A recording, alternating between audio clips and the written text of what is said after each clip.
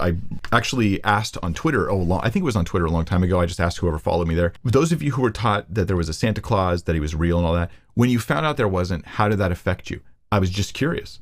And I'd seen a variety of responses. Some people said, what do you tell your kids about Santa? Oh, a strangely volatile question. Is there a chance that kids who find out Santa isn't real might think the same about Jesus? Will you spoil Santa for children that aren't yours? All right, let me separate the Santa issue into a few topics. One, it'll ruin your faith. Or will it ruin your faith, right? That topic, that's a separate question. Then there's a separate issue that I'm more on board with, which is that is not true. This is moving towards the realm of bold-faced deception for the sake of your own entertainment, but it's deception. It's not play, which is different. Kids know play. Play's fun, play's good. Play, I'm going to be a monster attacking you, but you're not actually convincing your kid you're really a monster attacking them, right? That's play. This is just bold-faced deception, in my opinion. And then maybe a third category we could say, which is a category of replacement. Okay, let me come back to that one. How is Santa replacement, that issue? So first off, does Santa cause people to lose their faith? Sometimes it does cause the unbreaking of a dam where, and I know there's testimonies. I actually asked on Twitter, I think it was on Twitter a long time ago. I just asked whoever followed me there. Those of you who were taught that there was a Santa Claus, that he was real and all that, when you found out there wasn't, how did that affect you? I was just curious. And I'd seen a variety of responses. Some people said this was like, totally made me question everything about God, because somehow the concept of Santa and their belief in that felt similar when they stopped believing that to their belief in God. Now, it's not for me, okay? And it shouldn't be, because your reasons for believing in Santa versus your reasons for believing in God are radically different. And anybody who goes, if you still believe in God, you may as well believe in Santa. Like, this is a very shallow faith. It's a faith that's not, it's responsive merely to I believe in God because, people around me say so. Instead of like, I look around and I perceive that God's been revealed through creation. I look at fulfilled prophecy, or I consider the resurrection of Jesus, or I see the work of God in my own life. Like, Santa ain't got nothing like that on me. So that's strange, but it does happen in some cases. I don't think it's the majority. I don't think it's common. Think of it like a medication someone takes and they go, in rare cases, there's this side effect. I think that in rare cases, there's the side effect of people abandoning their faith, at least appearance-wise, saying, I don't know about this whole God thing. That's a concern, okay? Even a rare side effect is still a side effect. Okay, so that is a concern, but I would not want to project that onto everybody. I think most people who believe in Santa as a kid, it has no impact on their beliefs about God and religion, and it shouldn't.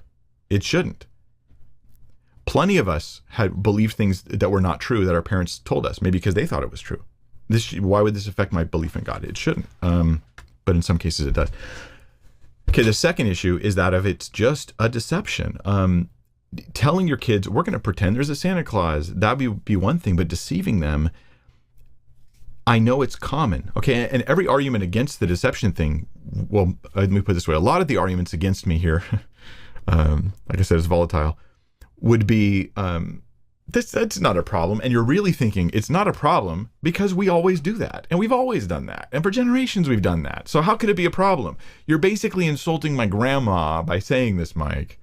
And I'll be like, well, your grandma's not as perfect as you think anyways. But more to the point, we have always done this is not an argument against it being deceptive, and deceptive in a significant way.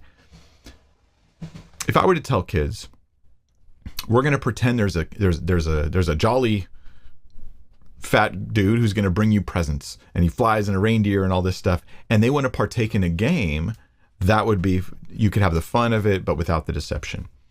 But parents get a delight when their kids really believe that noise on the roof is Santa Claus, and they laugh at their kids, and they get a delight out of it. And part of it is them feeling like maybe they could recapture their own sort of youth when they were dumb enough to believe such things. And I think that this whole thing is mixed with a level of deception that is unhealthy and that is not appropriate. Is it the worst thing in the world? No.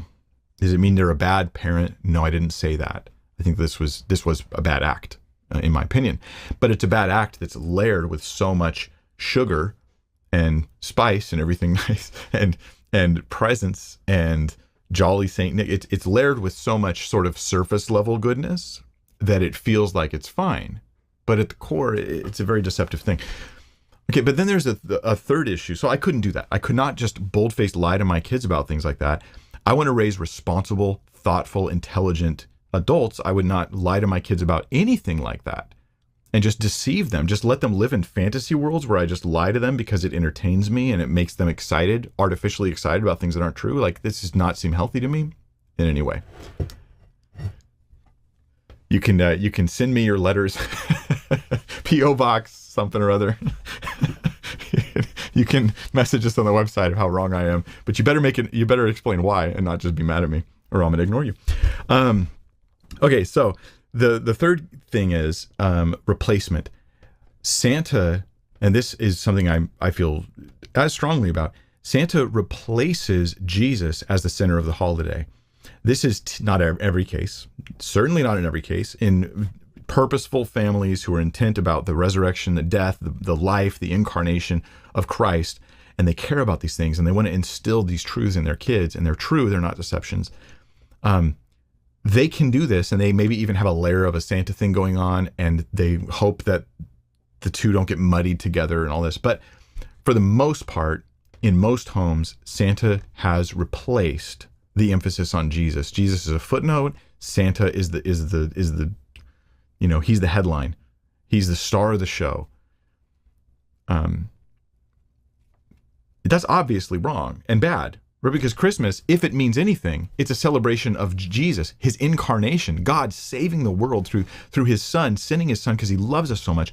This is a great opportunity to preach the truth of Christ, to center people on eternal and important things, but instead what we have is Miracle on 34th Street and these heartwarming surface level good things that are a replacement for what we truly need, which is Jesus. Right? We need Jesus. We know, not just as a cutesy baby, but as the incarnate God of all creation coming into the weakness of humankind to bear our sin, to live perfectly, that we might have salvation from death that is chasing us down every day until it finally catches us in our lives. It couldn't be more important, and distracting us from that with Santa Claus seems like a big mistake in my opinion. And here, like I said, there's probably rare cases or uncommon cases where the whole Santa deception causes people to disbelieve or doubt their faith in Christianity and God, and it shouldn't. But then it's probably reversed. Probably in most cases, a focus on Santa equals devaluing, de-emphasis, and a lowering importance, or even completely replacing Jesus as the center of the concept of Christmas, seeking to focus on the incarnation. There's my answers on that. I think our culture is wrong here, big time wrong. And obviously commercially, you're not going to sell as much stuff if you focus on Jesus, but if you focus on Santa, you can. So money is driving it to get even bigger. There you go.